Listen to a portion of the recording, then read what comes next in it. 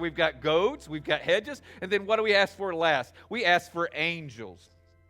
By the way, I'm not talking about those little cherubs that you put on your mantelpiece or in that curio stand that my mama used to have that used to freak me out because they didn't look like angels. I'm talking about what? God's warriors that fight for us. You want a biblical description of an angel? Psalm 34:7 reveals the angel of the Lord is a guard. He surrounds, he defends. That word defend means he fights for all who fear God. You're saying, well, Randy, what's the key? How come? I pray for my children all the time. How come they don't get this? Why? This is not working. These prayers aren't working. Well, notice the key to getting an angel to protect you. How do you get an angel to protect you? It says, all who fear God.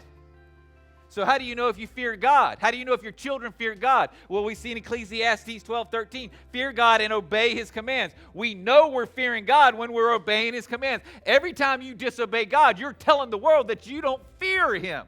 And you want to know why your prayers aren't working? Some of you have been praying for goats. Some of you have been praying for hedges. You've been praying for angels. Well, you want to know why it's not working? Because you don't fear God. And you take yourself out of God's protection when you disobey his commands. Some of you right now, the Bible has clearly told you what it takes to be wise, and you are being a fool. You're being a fool in your relationship with your family. You're being a fool in your relationship with your enemies, and you're wondering why. How come my prayers are bouncing off the ceiling? Well, God don't protect a fool. He protects those who fear him. And don't tell me you fear God. Oh, y'all love to tell me that because you know that's one of my favorite things to do. Don't tell me you fear God when you're rebelling against your husband. Don't tell me you fear God when you're allowing your children to be idiots.